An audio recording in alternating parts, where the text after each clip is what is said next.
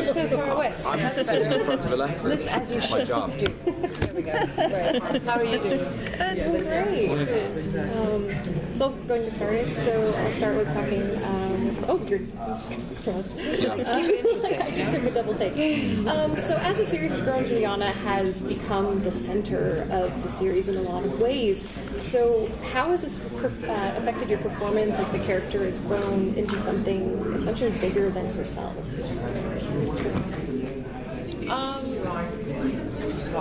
That's kind of.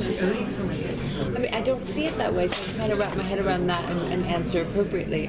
She's integral to a lot of the pieces, certainly, but I think she has she's very porous, Juliana. I think she's able to absorb so many things. All these things that she's going through and experiencing and learning, not just environmentally, but about herself, the boundaries that she continues to push for the greater good, are shaping her at rapid speed, as they would do, so.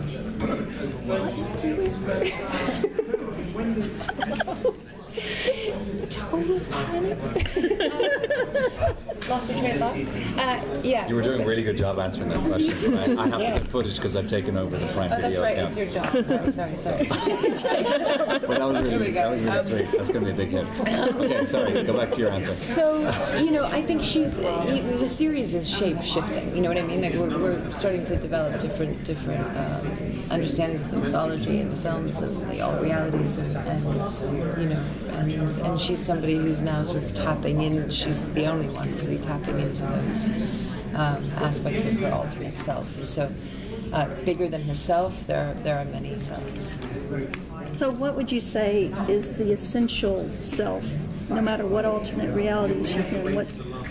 What is her? Well, it depends. I mean, the way the mythology works, she is the high castle self, right? The one that we know, Juliana Crain, as we know her in our world, which is the show, right? And then from there stems all these other realities, and those realities are parallel, so they're not future and they're not past, so they're simultaneous. But she's not the Juliana that she would have been. She has different environmental aspects, like whether there's war or not war. Abinson explains all of that at the end of the second season. And so there is sort of one central Juliana, but not necessarily. I know that expression. I totally get it. I'm with you. But in playing that character, you have to, don't you think of some essential Juliana? Well, she is that's the one I mean, the one in the show. But I mean, in our, we call it High Castle world, right? So the world that we're all most familiar with. But if I'm playing the other Juliana, that one's just essential. Does that make sense? So Jason, It has to be as the only way.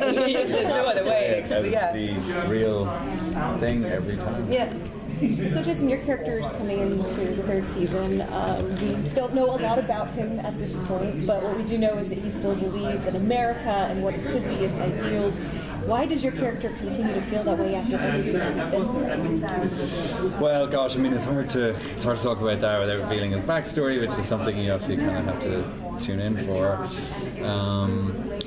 But I think it's fair to say, like everyone else, he and his family have been persecuted by the Nazis, and as a result finds himself in America, having left Ireland, and has also found himself in the neutral zone, getting out of the greater Nazi Reich, and trying to find some degree of freedom in his own little niche that he's carved out for himself in the Palace Bar in Denver.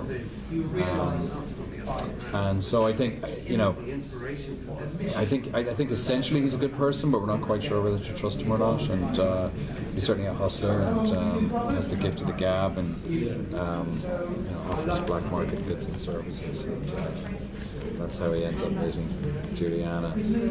And also, it's fair to say that when they meet, she changes his life forever, the course of his life. So one of the things that Issa was talking about for the season is hope coming out of hard times.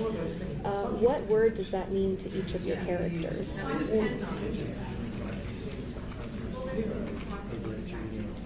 What rephrase that? Oh, of course. So the theme for this season is hope, coming out of adversity. So what does that word mean to each of your characters going forward? What is hope to them? It's a big umbrella. It's a big, right? I mean, I think, you know, I think for Juliana specifically, you know, ultimately to stop this this monopoly of supremacy the Nazis are building and creating, I think is, you know, that's her mission. The hope ultimately would be to live in a world where that isn't the case. Where, you know, I think we all hope. I mean, to be frank, in the world we're living in today, I think we hope for a time when this isn't happening and that isn't happening. I think the same, you know, would apply. And then hope to have the strength, you know, to continue. I think they hope for a lot of things in that world. You know, when you're living under that kind of regime and. You know, yeah, I think hope is what keeps us going. Really. I think as long as you fight, as long as you resist, then there's hope. But if you do nothing, then you're sort of compliant in a way. So I think from Wyatt's point of view, it's like, do you just get on with the day to day, or do you make a sort of a conscious decision of resisting and getting back in the fight? And what either one of those choices brings, you know, and one of them brings hope, obviously. So you're coming into it, you know, after almost 2 years. A lot has happened in the past 2 years. Has it affected what role you see this show playing, and what role the hope you bring to your characters can inspire in people who may be feeling down right now about how things are going here?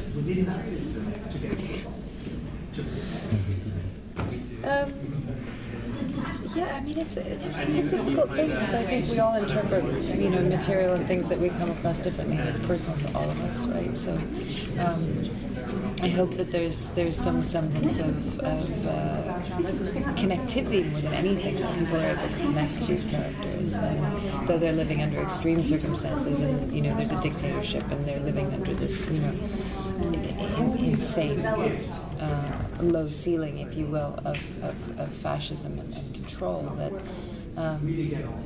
that you find a way to live with love regardless, that you push through with that. And I think all of these characters, I mean, even Smith, you know, is someone who you don't find yourself rooting for in your everyday life. However, when you're watching the show, you do, and because there's an element of hope and there's elements of love and humanity, and I think that's what keeps us alive.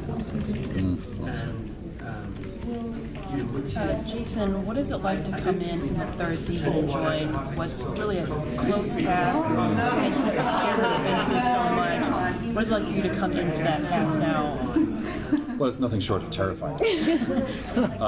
It's very intimidating, and things were already kind of underway, and everybody knew each other very well, and suddenly there's this new guy. And by that point, it's very much kind of a well-oiled machine in production, and you know, everybody knew their characters and what was happening. And I'd watched the first couple of seasons and knew how good the show was, so I just didn't want to screw it up, really, to be honest. But then I think once I'd met, you know, Alexa and the rest of the cast, and they gave me such a warm welcome. In fact, the first time I met Joe De La Fuente, he made me a cup of coffee. You know, I just got off the plane, and he was like, "Tea or coffee?" And I was like, it was like coming home, and I was in the production office, so I just ran into him. You know, that kind of level of generosity and warmth. So it ended up being just a fantastically positive experience, and you know, loved every minute of it. I was very fortunate that it worked out. We're very lucky to have it. Thank you. Thank you. Thanks, guys. Yeah. Behind you, so moving around, yeah. Oh, yeah. Sorry about that.